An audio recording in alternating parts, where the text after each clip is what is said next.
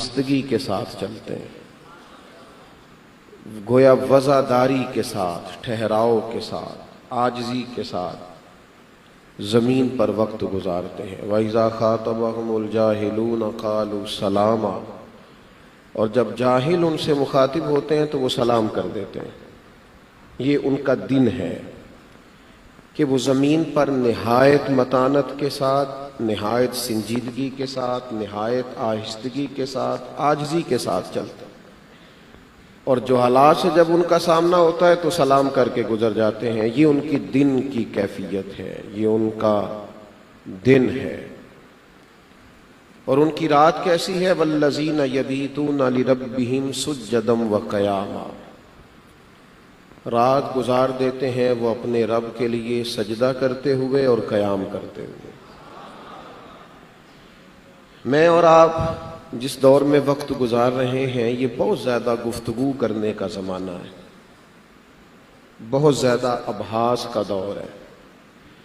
اس دور کے اندر میٹنگ لمبی ہے، عبادت چھوٹی ہے۔ اس زمانے میں مجالس اور محافل اور آپس میں مل بیٹھنے کا دورانیہ زیادہ ہے، لیکن تسبیحات پڑھنے کا، وظائف پڑھنے کا، اللہ کو یاد کرنے کا وقت الا ماشاءاللہ لوگوں کے پاس کم ہے۔ اس دور کے اندر بعض چیزیں ایسی محسوس ہوتی ہیں جو گھٹن کا باعث ہوتی ہیں، تکلیف کا باعث ہوتی ہیں، اور ایک ڈھیر سارا طبقہ ایسا ہے جو سنجیدگی سے دور ہے۔ فکری شائستگی اور گفتگو اور لب و لہجے کا حسن اور مزاج کا ٹھہراؤ یہ بڑا کم پایا جاتا ہے۔ جذباتیت اور جلدی کسی چیز کا اثر لینا، عمل پر رد عمل جلدی ظاہر کرنا، اور نہایت آسان معاملے کو بھی الجھا دینا، اور بڑے صاف ستھرے پاکیزہ لوگوں کے بارے میں بھی بدگمانیوں کا شکار ہونا، یہ ہمارا شیوا الا ماشاءاللہ ہوتا جا رہا ہے۔ اللہ کے بندے کی شان یہ ہوتی ہے کہ وہ نہایت عاجزی سے زمین پر وقت گزارتے ہیں اور نہایت آہستگی کے ساتھ چلتے ہیں۔ یہ جو آہستگی نصیب ہوتی ہے نا، عاجزی نصیب ہوتی ہے، وزاداری نصیب ہوتی ہے، یہ انسان کو ذہنی طور پر جب سکون ملتا ہے اور جب اسے انشراح صدر حاصل ہوتا ہے اور اطمینان قلبی نصیب ہوتی ہے، تب یہ چیزیں اس کے اندر پیدا ہوتی ہیں۔ اور اطمینان قلبی بندے کو کب آتا ہے؟ انشراح صدر کب ملتا ہے؟ جب اس کا عقیدہ بڑا مضبوط ہو جاتا ہے۔ یعنی طاقتور عقیدہ جب انسان کا ہو نا، جتنی مرضی تیز آندھی آئے، جتنا مرضی تیز طوفان آئے، لیکن اگر وہ نظریاتی طور پر ایک مضبوط آدمی ہوتا ہے تو پھر اس کی طبیعت میں ایک ٹھہراؤ ہوتا ہے، ایک سنجیدگی ہوتی ہے، پھر کوئی چیز بھی اس پر اثر انداز نہیں ہوتی۔ ہمارے بزرگوں کا یہ کمال تھا کہ انہیں نا نظریاتی پختگی بہت زیادہ حاصل تھی۔ وہ ہمارے ہاں تو لوگ بڑی جلدی قائل ہو جاتے ہیں نا، ہر آدمی کا اثر قبول کرتے ہیں، ہر ایک کا روب طاری ہوتا ہے، ہر شخص کے بارے میں لوگ بڑی جلدی پریشان ہو جاتے ہیں۔ اور آج کل تو آپ کو پتہ ہے دینی محفلوں میں بھی ہمارا ماحول یہی ہے کہ ذرا فٹافٹ فوٹو بن جائے نا کسی طریقے سے، اور کوئی ایسا سلسلہ قائم ہو جائے کہ پتہ چل جائے کہ میں بھی ہوتا ہوں، میرا بھی نام ہے، میرا بھی سٹیٹس ہے۔ اس سے بھی محسوس ہوتا ہے کہ تھوڑی سی نا غیر سنجیدگی بڑھ گئی ہے۔ اللہ تعالیٰ آپ کو مہنگے مہنگے موبائل دے، لیکن کبھی کبھی نیچے بھی کرنے چاہیے۔ جب آپ اوپر کرتے ہیں تو پچھلوں کو تکلیف ہوتی ہے میرے بھائی، اللہ تعالیٰ آپ کو سلامتی عطا فرمائے۔ ویسے اور بھی غم ہے زمانے میں محبت کے سوا، نہیں رہا موبائل کا غم تو نہیں نہ رہ گیا۔ آپ میری بات پر غور فرمائیں، میں کیا عرض کر رہا ہوں۔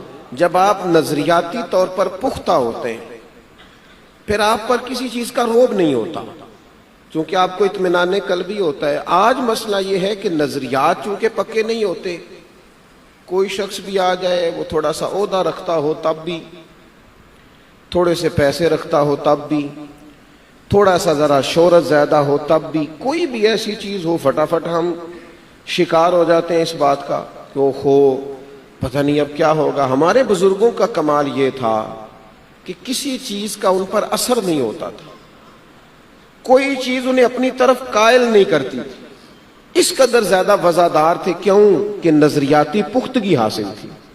دیکھیے داتا گنج بخش علی اجمیری کو،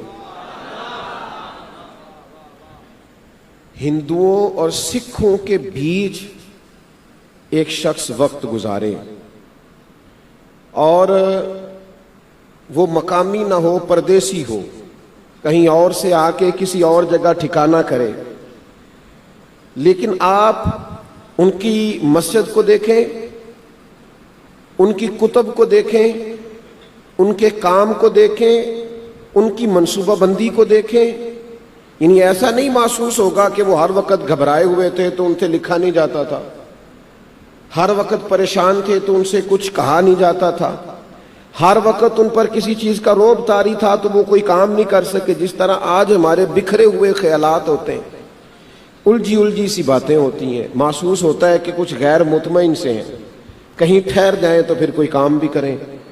داتا صاحب رحمت اللہ تعالی علیہ جس ماحول میں موجود ہیں، اس ماحول کے اندر چاروں جانب کفر ہے، مقابلہ ہے، لڑائی ہے، جد و جہد ہے، لیکن وہ اس اطمینان سے کام کرتے رہے، اس اطمینان سے کام کر۔ اور یہ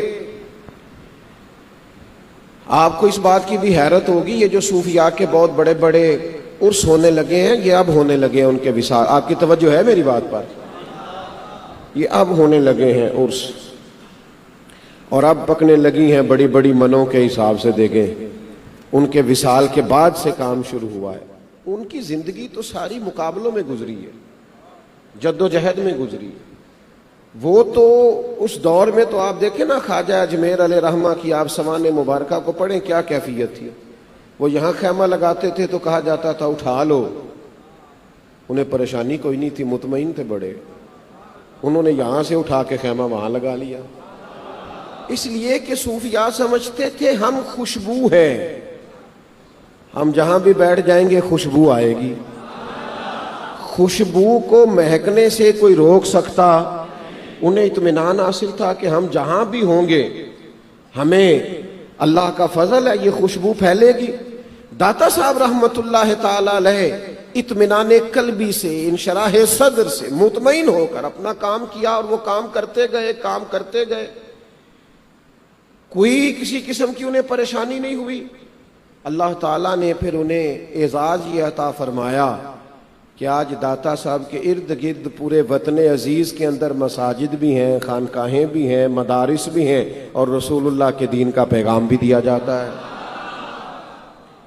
اعلیٰ حضرت فاضل بریلوی رحمت اللہ تعالیٰ علیہ کی آپ مبارک زندگی کو دیکھیں تو اعلیٰ حضرت رحمت اللہ تعالیٰ علیہ بد مذہب کے بارے میں بھی لکھتے ہیں، اور کوئی پوچھتا ہے کہ ہندوؤں کے میلے میں جانا کیسا ہے؟ ایک جگہ کثرت ہو کسی کی اور ان لوگوں کا پورا زور ہو، ملک ان کے نام پر کہلاتا ہو، آج بھی ہندوستان ہی کہا جاتا ہے نا، لیکن وہاں بیٹھ کر یہ سوال پوچھا جائے کہ ان کے میلے میں جانا کیسا ہے، یہاں نا لوگ سہمی سی باتیں کرتے ہیں۔ میں بہت سارے لوگوں کو دیکھتا ہوں، سیانے ہوتے ہیں، اللہ کا فضل ہوتا ہے، کوئی ایسی بات نہیں، کوئی کچھ بھی نہیں کہے گا، ہمارا ملک تو ویسے ہی جمہوری ہے، سب کو بات کرنے کی آزادی ہے۔ یہاں تو وہ لوگ بھی بات کرتے ہیں، منزل انہیں ملی ہے جو شریک سفر نہ تھے، لیکن کچھ لوگ جن کو بات کرنی چاہیے کہہ دینا چاہیے اور وزاداری کے ساتھ کہنا چاہیے، وہ کمزور باتیں کرتے ہیں، تھکی باتیں کرتے ہیں، اور جب آپ کچی بات کرتے ہیں تو جو آپ کے قریب بیٹھے ہوتے ہیں وہ آپ سے زیادہ کمزور ہو جاتے ہیں۔ فکری طور پر کہا ہندوؤں کے میلے میں چلے جائیں تو فرمایا خبردار، کفر کے میلے میں جا کے ان کی تعداد بڑھانا کیسے جائز ہو سکتا ہے؟ سوال ہی پیدا نہیں ہوتا، تم نہیں جاؤ۔ یہ کیا ہے؟ میری بات کو آپ سمجھیں۔ وہ کہہ سکتے تھے کہ بھئی یہ سوال جو ہے اس کو یوں تحریراً تو نہ پوچھو، ذرا حکمت عملی سے چلتے ہیں، ذرا دیکھ کے چلتے ہیں، لیکن آئین جواں مرداں حق گوئی و بے باکی، اللہ کے شیروں کو آتی نہیں روباہی۔ میرے بھائی، جب آپ کو انشراح صدر حاصل ہوتا ہے پھر آپ وزادار ہو جاتے ہیں، پھر آپ باوقار۔ اور ایک اور بات بھی ذہن میں رکھنا، یہ بھی ضروری نہیں ہوتا کہ فوری طور پر سارے لوگ آپ کی رائے سے اتفاق کریں. آپ کی رائے مضبوط ہونی چاہیے، رائے طاقتور ہونی چاہیے، آپ کی رائے کے پیچھے دلائل ہونے چاہیے کتاب و سنت کے. یہ ضروری نہیں ہے کہ فوراً لوگ آپ کی رائے سے اتفاق کریں. ایک ٹائم لگتا ہے، بعض اوقات ایک عمر لگتی ہے. امام علی مقام رضی اللہ تعالیٰ عنہ نے کربلا میں اپنے رفقا کے ساتھ شہادت دے دی، قربانی پیش کر دی. اگلی صبح انقلاب نہیں آ گیا تھا، تیسرے دن یزید تخت سے اتر نہیں گیا تھا، 4 سال وہ حکومت میں بیٹھا رہا. یہ جو ہمارا خیال ہوتا ہے نا کہ میں نے بات کر دیا تو پھیلی کیوں نہیں، میں نے کہا بھی ٹھیک ہے تو مانا کیوں نہیں گیا، یہ میں نے جو کہہ دیا ہے تو کل اس پر عمل ہونا چاہیے، یہ بھی نظریاتی کمزوری ہے. آپ کہہ دیں، کہہ دینا آپ کا کام ہے، پہنچاتا تو رب کریم ہے. وہ جب چاہے گا، جس انداز میں چاہے گا، اس بات کا ابلاغ ہو جائے گا. آپ سچ کہہ دیں، آپ بات کر دیں. کوئی ضروری نہیں ہے کہ بہت زیادہ ذرائع ہوں، بہت زیادہ آپ کی بڑی جماعت ہی ہو، بہت بڑا آپ کے پاس نیٹ ورک ہو، آپ سچ کہیں. امام علی مقام نے سچ کہا، انہوں نے شہادت پیش کر دی، لیکن 4 سال یزید تخت پہ رہا، حکومت کرتا رہا. اس نے 4 سال حکومت کی ہے. امام علی مقام نے ظاہری طور پر 1 دن بھی نہیں کی، لیکن اپنے دل سے پوچھ لو، حکومت آج بھی امام حسین کی ہے. جو رہا تو نام حسین کا، جسے زندہ رکھتی ہے کربلا. میرے بھائی، جب آپ نظریاتی طور دیکھیں نا، فاضل بریلوی رحمت اللہ نے لکھا تھا مصطفیٰ جان رحمت پہ اور شم بزم ہدایت پہ. میں ملک سے باہر تھا تو 2-3 تقریریں ہوئیں، ایک اردو میں ہوئی، ایک انگلش میں ہوئی، ایک عربی میں ہوئی، اور وہاں مختلف ممالک کے لوگ تھے. اب باری آئی سلام پڑھنے کی، تو چلو ٹھیک ہے، تقریریں مختلف زبانوں میں ہوئیں تو سلام بھی تو مختلف زبانوں میں ہو سکتا تھا نا. اور کچھ لوگوں پر ایسی نظر میری پڑ رہی تھی جن کو دیکھ کر محسوس ہوتا تھا کہ اردو نہیں جانتے، محسوس ہوتا تھا کہ اس زبان سے آشنا نہیں ہے. انہوں نے تو بریلی کے محلہ سوداگران کے ایک چھوٹے سے ادارے میں بیٹھ کے کہا تھا، مصطفیٰ جان رحمت پہ لاکھوں سلام.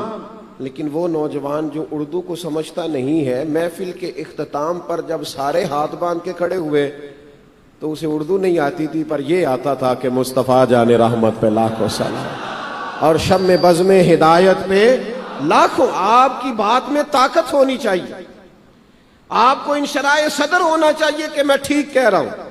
پہنچانے والا رب ہے، وہ پہنچا دیا کرتا ہے. لیکن ہم نا کمزور باتیں کرنے لگے ہیں. بعض جگہوں پہ ہم یوں محسوس ہوتا ہے کہ جیسے کسی روب کا شکوہ. ہمارے ہاں نا دینی ماحول میں بھی میری طرح کے بعض لوگ بڑے حیران ہو جاتے ہیں، کہتے ہیں وہ مجھے مولوی صاحب نہ خالی سمجھنا. بھئی کیا سمجھیں آپ کو؟ اور مولوی ہونا کوئی تانے والی بات ہے؟ اس میں کوئی پریشانی والی بات ہے؟ آج زیادہ تر لوگوں کو خوشی ہوتی ہے نا، کو مطلب قبلہ پیر صاحب کہے تو زیادہ راضی ہوتے ہیں. اور آپ کو پتہ ہے پیر صاحب ہونے کے لیے تو کسی چیز کی ضرورت ہی نہیں ہے. آپ کو کچھ بھی نہ آتا ہو پھر بھی آپ پیر صاحب ہو سکتے ہیں. تو مولوی کو چلو نماز پڑھانے کے لیے چند صورتیں تو آنی چاہیے نا.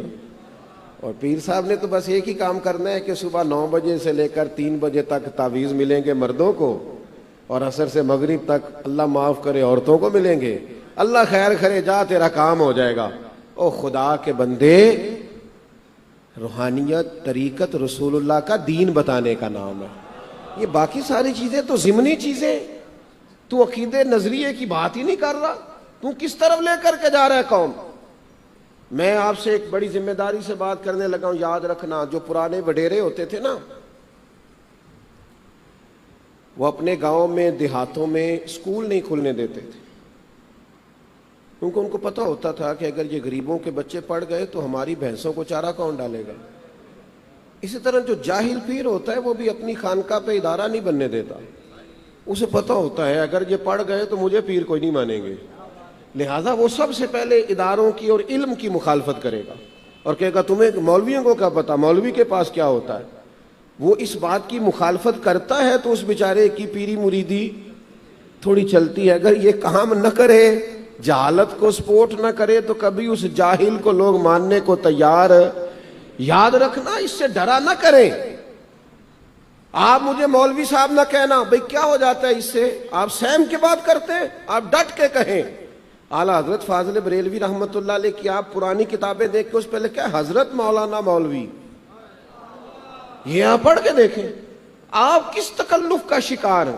مجھے مولوی نہ ہمیں کہہ لینا بھائی کوئی فرق نہیں پڑتا.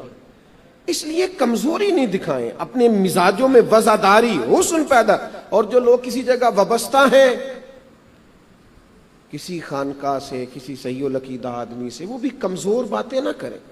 اپنے مزاج میں، اپنی طبیعت کے اندر ٹھہراؤ پیدا کریں. اعلیٰ حضرت رحمۃ اللہ تعالیٰ علیہ فرماتے ہیں ہمارے ہاں نا کچھ لوگ ایسے ہوتے ہیں جو اسٹیج پر بڑا تگڑا اظہار کرتے ہیں اپنے عقیدے کا، بڑا مضبوط، اور بڑے نعرے لگتے ہیں اور بڑی بڑی کیا بات. اتنا مضبوط بندہ ہی کوئی نہیں. لیکن جیسے جیسے وہ نیچے اترتے جاتے ہیں نا، محسوس ہوتا ہے کہ یہ نہ شاید مائک کا کمال تھا، یہ شاید نہ مجمع زیادہ دیکھ کے حضرت مولانا کو نہ کوئی خاص جلال آیا تھا اور خاص انہوں نے کوئی کیفیت برپا کر دی. آپ کا عقیدہ آپ کا کال نہیں ہونا چاہیے، آپ کا حال ہونا چاہیے. آپ پر طاری ہو آپ کا عقیدہ، آپ جو کہہ رہے ہیں اس پر آپ کو پوری طرح رسوخ حاصل ہو. یہ فاضل بریلوی کا پیغام ہے. اعلیٰ حضرت علیل ہے. تو کہا کسی نے آ کے، طبیب نے، کہ جناب آپ کو کسی طبیب کو دکھانا ہے، کچھ چیزیں ہیں جو ذرا وہ دیکھ لے گا. تو اعلیٰ حضرت رحمۃ اللہ تعالیٰ علیہ فرماتے ہیں وہ طبیب کو لائے تو جیسے میری نظر پڑی رافضی تھا، چہرے سے محسوس ہو رہا تھا. لیکن فرماتے ہیں قریب میں کئی دنوں سے علیل تھا، طبیعت میں تکلیف تھی، لیکن جیسے ہی اس نے مجھے چھوا نا، فرماتے ہیں مجھے بیماری کی اتنی درد نہیں تھی جتنی اس کے چھونے کی مجھے تکلیف ہوئی. اس لیے کہ وہ جو عقائد کی پختگی ہے، نظریات میں طاقت ہے، وہ جو عقیدے کی مضبوطی ہے، وہ نرا کال نہیں ہے، وہ نری تحریر نہیں ہے. کہتا ہوں وہی بات، سمجھتا ہوں جسے حق. یہ ان کی نظریاتی پختگی ہے. آپ اپنے اوپر جب تک اس چیز کو طاری نہیں کرتے کمزور رہ جاتے ہیں، طاقت پیدا نہیں ہوتی. اس لیے سب سے پہلے، اور پھر یہ چیز کرتی کیا ہے، جب آپ نظریاتی طور پر پختہ ہوتے ہیں تو آپ میں وزاداری. کوئی بندہ بات کر رہا ہوتا ہے نا، وہ اپنے خیال میں آپ کو بڑا الجھانے کی بات کر رہا ہوتا ہے،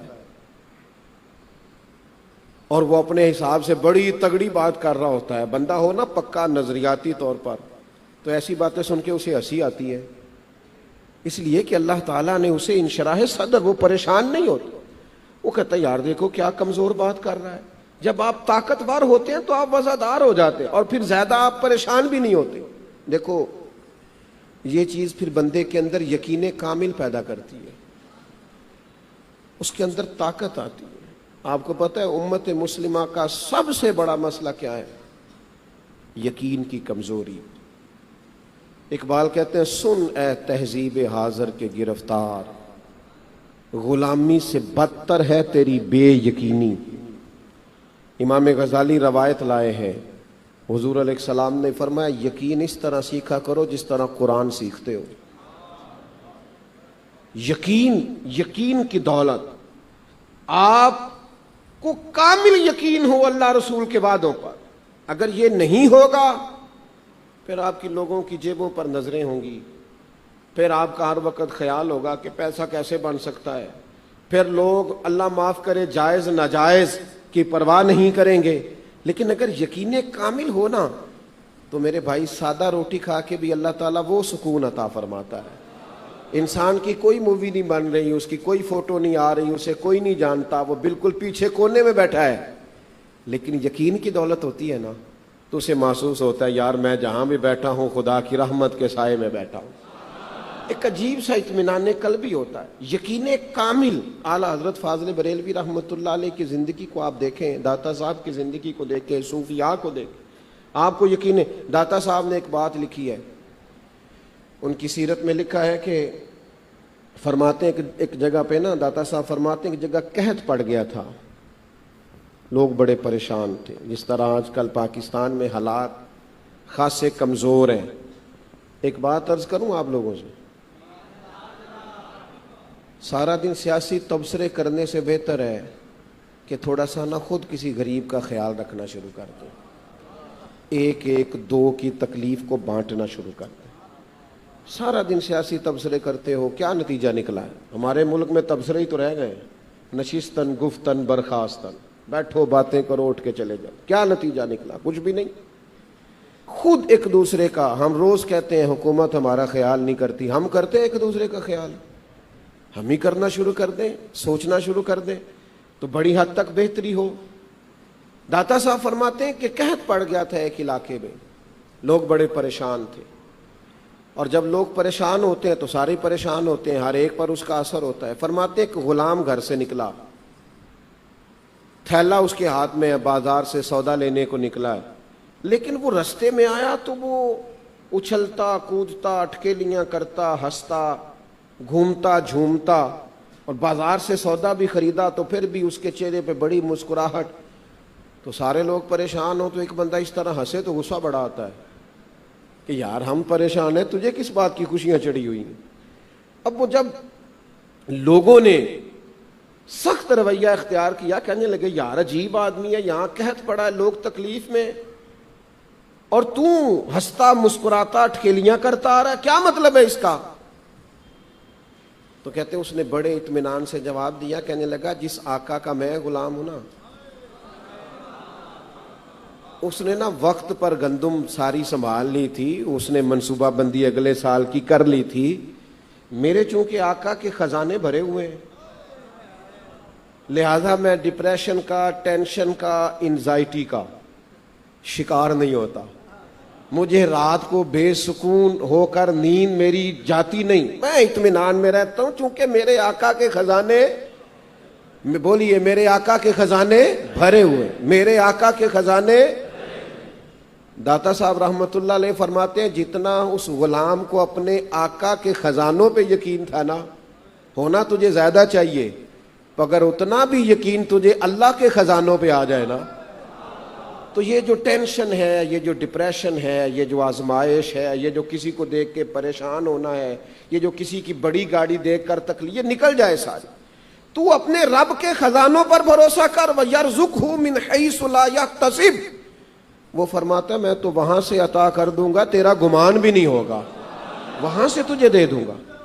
آپ دیکھیں اعلیٰ حضرت رحمت اللہ علیہ کو دیکھیں، یقین کامل کی دولت کتنی مضبوط ہے۔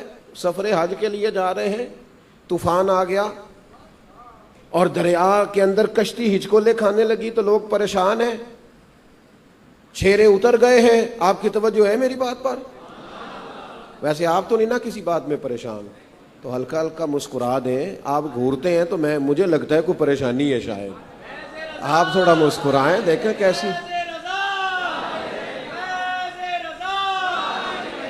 آپ توجہ فرمائیں، اور میں چھوٹی تقریر کرنے والا آدمی ہوں، انشاءاللہ جلدی چلا جاؤں گا، آپ پریشان نہ ہو، غور فرمائیں میری بات پر کیا عرض کر رہا ہوں۔ اب وہ پریشانی، ٹینشن، انزائٹی، یہی لفظ ہے نا 3-4 آج کل، بڑی پریشانی، اللہ جانے کس بات کی پریشانی، اور کچھ لوگوں نے کہہ کے اپنے آپ کو پریشان کر لیا، اور جب وہ پریشانی بتا رہے ہوتے ہیں تو پھر دائیں بائیں والوں کو بھی پریشان ہی کر رہے ہوتے ہیں۔ وہ کئی دفعہ نا ہمارے ملک میں اچھی خبریں دینے کا ویسے بھی رواج نہیں ہے، بعض لوگ ایسے ہیں جن سے آپ ملیں تو ایسی خوفناک خبر سننے کو ملتی ہے نا کہ محسوس ہوتا ہے 2-4 دن ہی رہ گئے، اینڈ پہ پہنچو، خدا کے بندے چھوڑ دے، اللہ تبارک و تعالیٰ کی رحمت کی بات کر، خدا کے فضل کی بات کر، نبی کریم علیہ السلام کی نگاہ کرم کی بات کر، تو تھوڑا ایسی بات کر جس سے دل ٹھنڈے ہوں۔ ہر وقت پریشانی کی بات کرنا، آزمائش کی بات کرنا،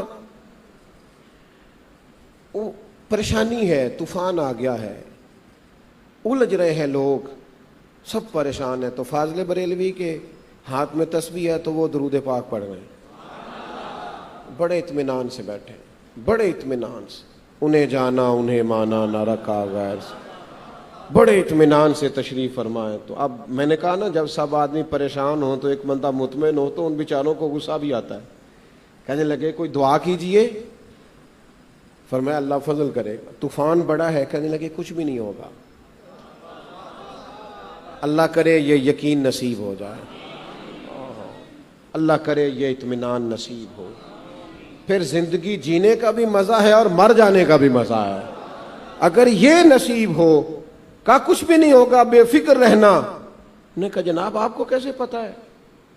کس بات کا پتا ہے؟ دیکھیں حالات کیسے ہیں. فرمایا چھوڑو اللہ کرم فرمائے گا. لیکن کچھ لوگ فوری طور پر نہیں مانتے, بلکہ آج کل ہماری نئی نسل تو بغیر تجربے کے ماننے کو تیار ہی نہیں ہوتی. یہ تجربے سے مانتے. تھوڑی وقت گزرا اور حالات ٹھیک ہو گئے, طوفان جاتا رہا. اب وہ آہستہ آہستہ نا سب کی رائے جو تھی وہ سجدہ صاف کرنے لگی, قریب آنے لگے. کہا حضور آپ کو کیسے پتا تھا؟ کس بات کا اطمینان تھا؟ کس بات کا یقین تھا؟ تو وہی چہرے پر رعنائی, وہی حسن, وہی عالمانہ وقار, وہی عقیدے کی پختگی, وہی دبدبا, وہی تنتنا اور وہی ٹھہراؤ اور وہی لہجے کا حسن. فرمانے لگے مجھے اپنے آپ پر یقین نہیں تھا, میں وہ دعائیں پڑھ کے سواری پہ بیٹھا تھا جو مدینے والے محبوب نے عطا فرمائی. دنیا میں ساری چیزیں بدل سکتی ہیں پر میرے محبوب کا فرمان نہیں بدل سکتا. کیوں کہ وہ زبان جس کو سب کن کی کنجی کہے, اس کی نافذ حکومت پہ لاکھوں سلام.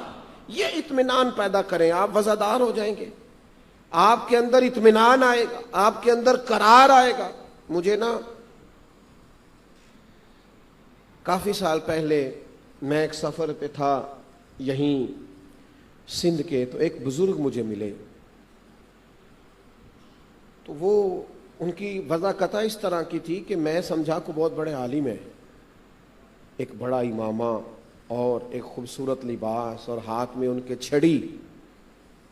تو میری ان سے ملاقات ہوئی تو کچھ عجیب سا ٹھہراؤ ان کے لب و لہجے میں. کچھ لوگ اتنے حسین ہوتے ہیں جن سے مل کر زندگی سے پیار ہو جائے. وہ لوگ آپ نے شاید نہ دیکھے ہوں مگر ایسے بھی ہیں.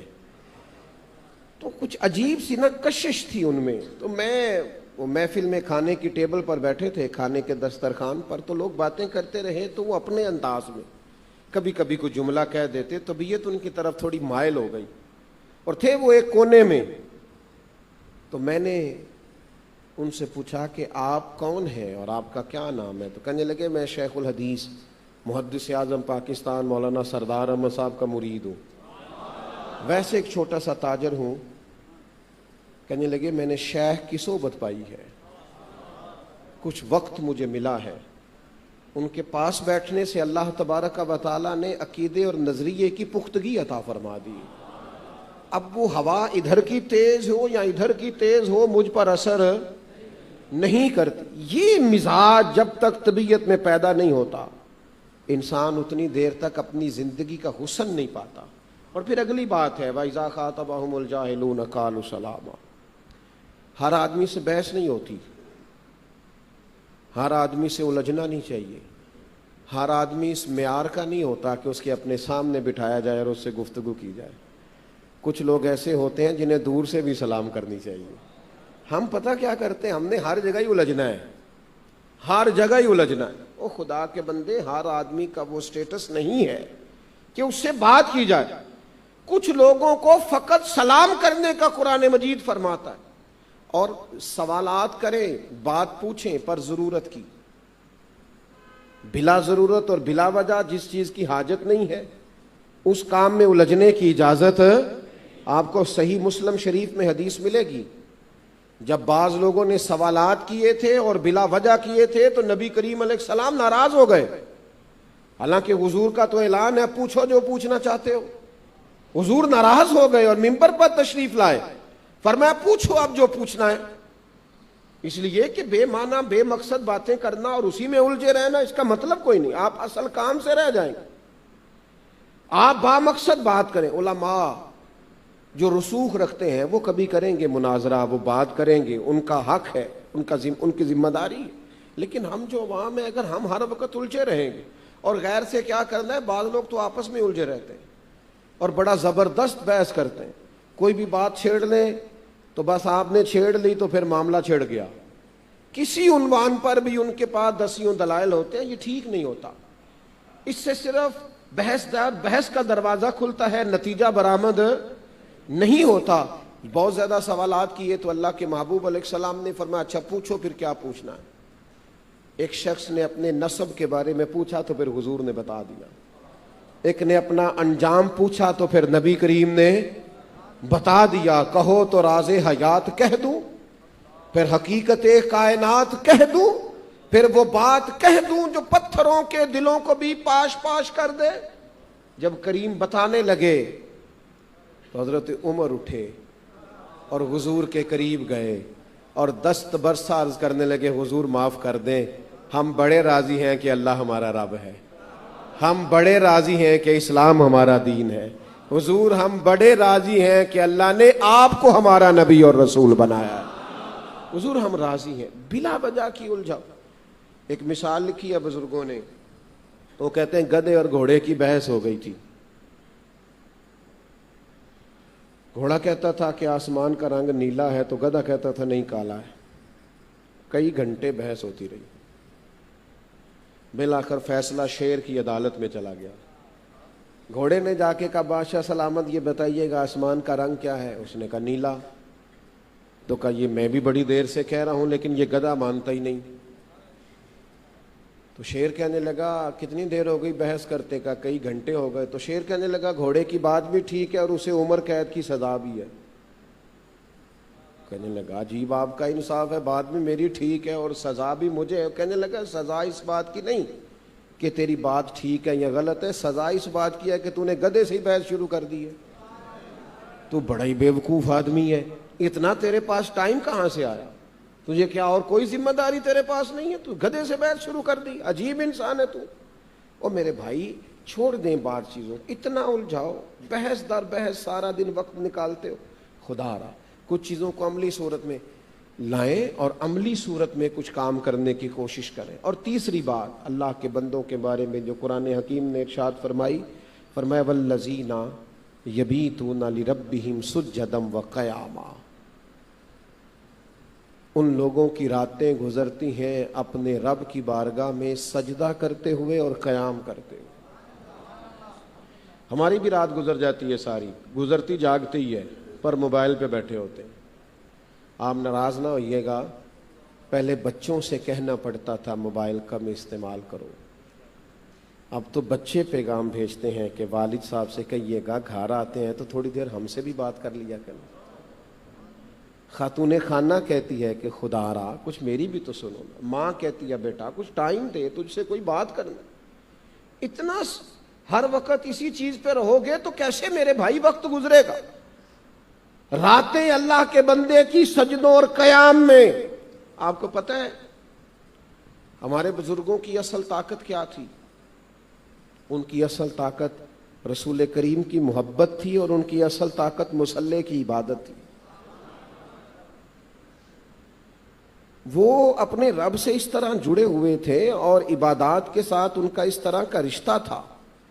آپ دیکھ لیں، آپ مزاج دیکھ لیں، کسی جگہ بھی کسی صوفی نے وقت گزارا ہے تو سب سے پہلے مسجد بنائیے، اور ملاقات ہوگی آپ کی صوفیاء سے تو مسجد میں ہوگی۔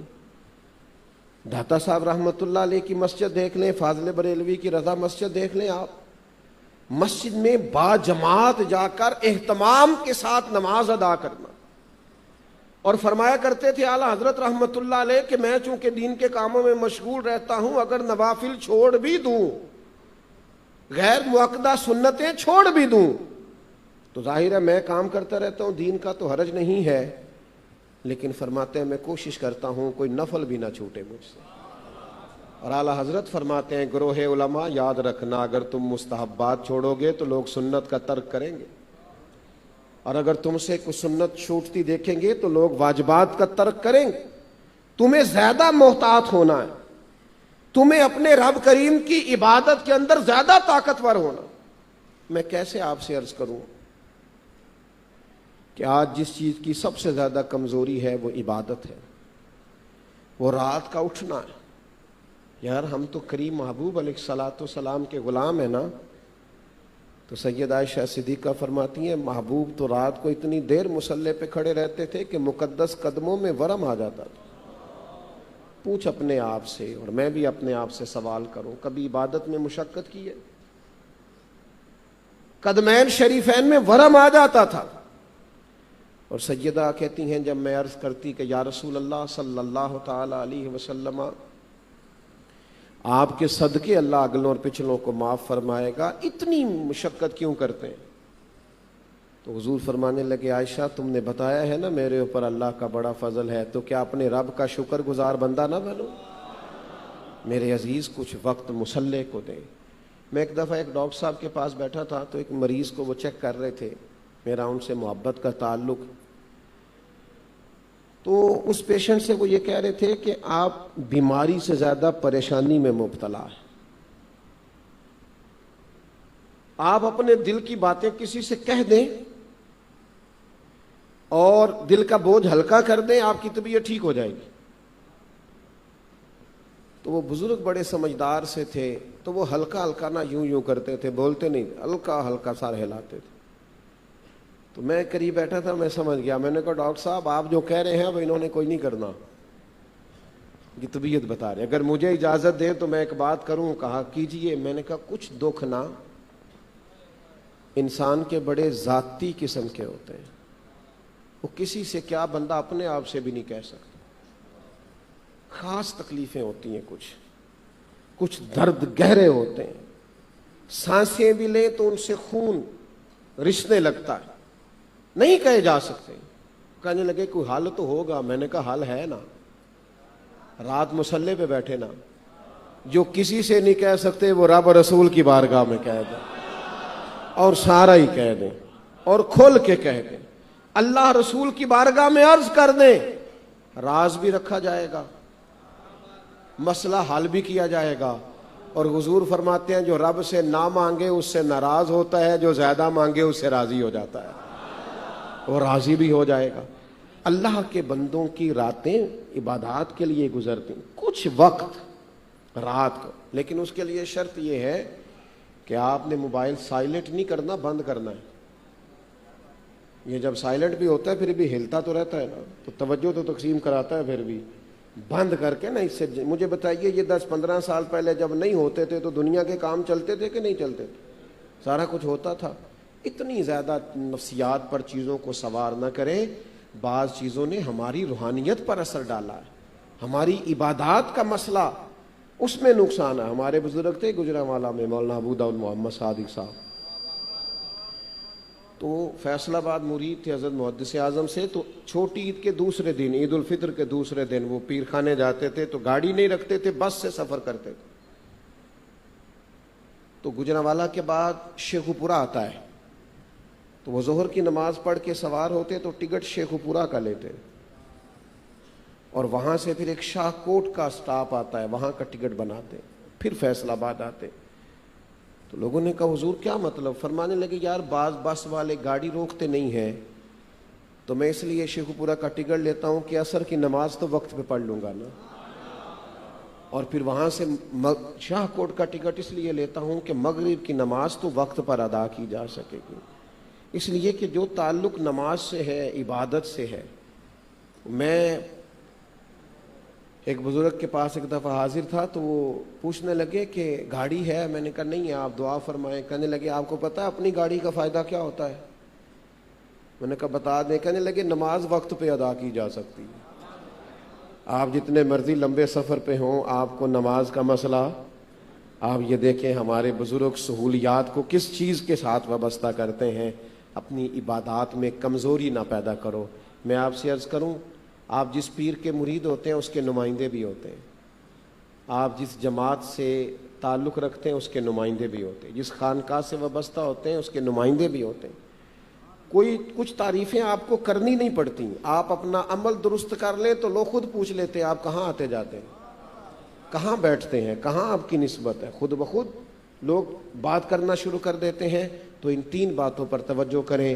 ایک تو اپنے مزاجوں میں وزاداری پیدا کریں، اس کے لیے 2 چیزوں کی ضرورت ہے، عقیدے کی پختگی اور یقین کامل کی دولت، اور تیسرا فضول ابحاث سے اور لغویات سے اپنے آپ کو بچائیں. اور تیسری بات یہ کہ عبادات طرف، دعاؤں کی طرف، اللہ کی یاد کی طرف اپنی طبیعت کو آپ مائل کریں. اللہ کی بارگاہ میں دعا کرتا ہوں اہتمام کرنے والوں کی کوشش کو قبول فرمائے، اور اتنی بڑی تعداد میں آپ لوگ تشریف لائے ہیں، اللہ ایک ایک پر اپنی رحمت فرمائے. وما علینا الا البلاغ المبین.